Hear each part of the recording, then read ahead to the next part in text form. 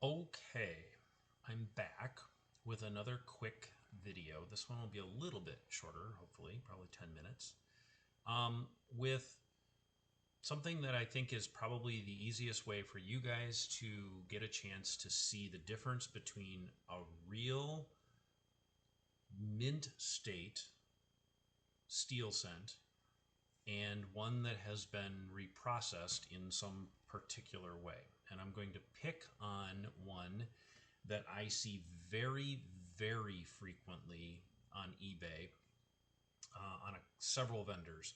And now that you guys are going to get a chance to see it on video, I want everybody to go to eBay and type in original bank wrapped 1943 steel scent roll or OBW steel roll. And I want everybody to get an opportunity to be able to identify these rolls and coins that are reprocessed in this particular way. After this video is over, you guys should all be able to spot this one hands down, because there are several vendors right now that are selling these and people are getting taken for an awful lot of money. So in front of you is an original mint state 43D coin with a nice clean strike, very nice surface, very, very clean coin. And this is not typical of a 43D. We'll put it that way. This has like no contact marks whatsoever on the obverse of this coin. It is practically flawless from a contact stand. I see one tiny one on his collar of his jacket, right behind his head, just to the 3 o'clock position of the Y of Liberty. And you can see it if you see what I'm talking about there. So I mean, this is a clean coin. The coin next to it is the one we're going to pick on. All right. This coin has been buffed. This is a process that I'm seeing more and more and more of. It used to be you'd see the bright, shiny, replated ones, but this buffed, people seem to have a hard time picking this out. And the easiest way to pick this coin out from its counterpart is its color. And by that, I mean its gunmetal type appearance. If you take a really close look at this coin next to its counterpart here, you will see an immediate difference between the two in terms of its color. And I don't even have the light on from my microscope here. I just simply have this light overhead that I'm moving around. So this coin has been buffed. It has been taken to a buffing wheel, whether it be a small one, a large one, or whatever, and it has been buffed. So what do we look for in a buffed coin? Okay, well, first of all, it's the color. It's that simple. I'm looking at my screen right now, and if you guys can't see that that is a completely different gunmetal type color, then you have a problem.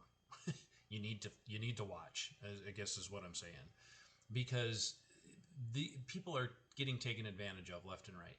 So take a look at this coin here and take a look at the features around the ear. Take a look at the hair just above the ear. All right.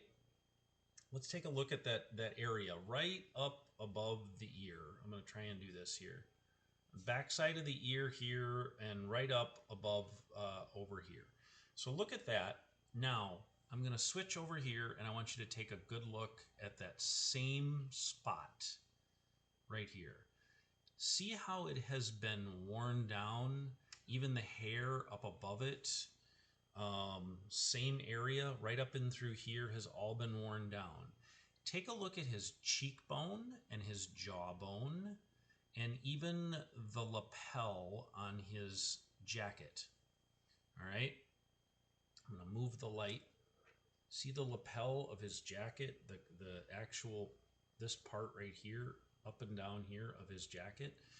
Look at how flat that is compared to this.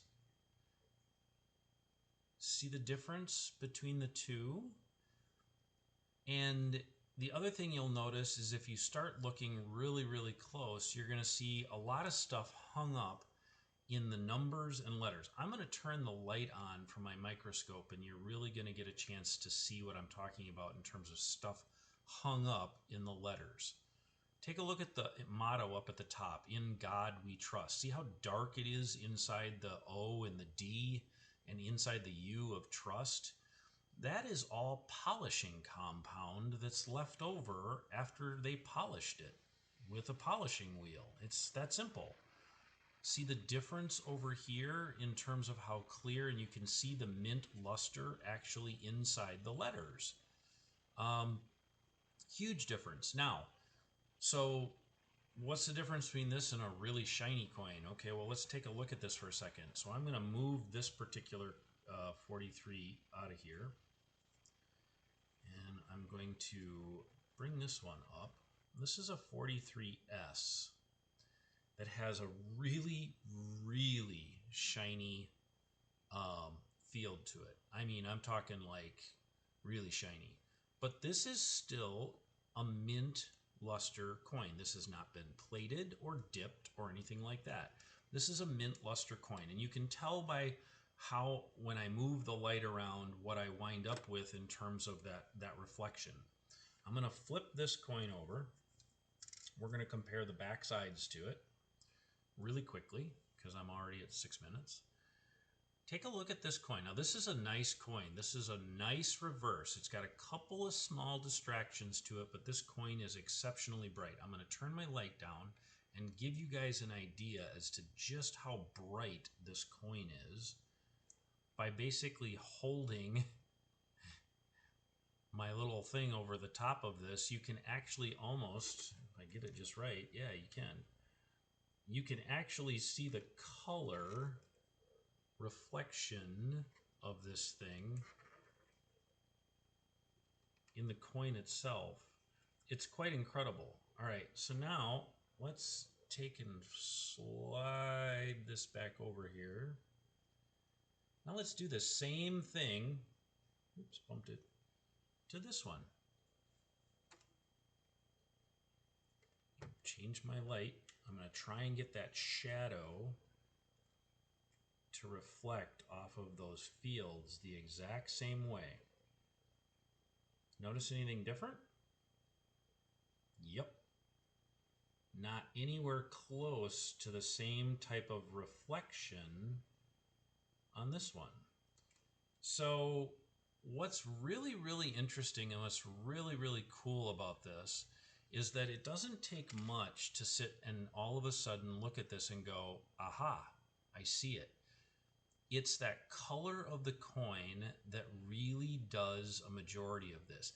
These two look like they're struck just about the same, but take a look at the devices. By the devices, I mean like the wheat stalks. Take a look especially at the kernels of the wheat stalk, all the way down through here. All of these kernels. See how they're flattened out? See how they've basically been buffed a little bit smooth? Take a look at the letters in the word cent and the word one and see how rounded over everything is. And now let's go back over to this one. See the difference? How sharp all of the corners and edges are of all of the devices, the letters. The kernels inside the wheat stalk are much more defined, not flattened out at all in any way, shape, or form. This is a really nice 43S coin. I'll flip it over so you guys can see the obverse of it.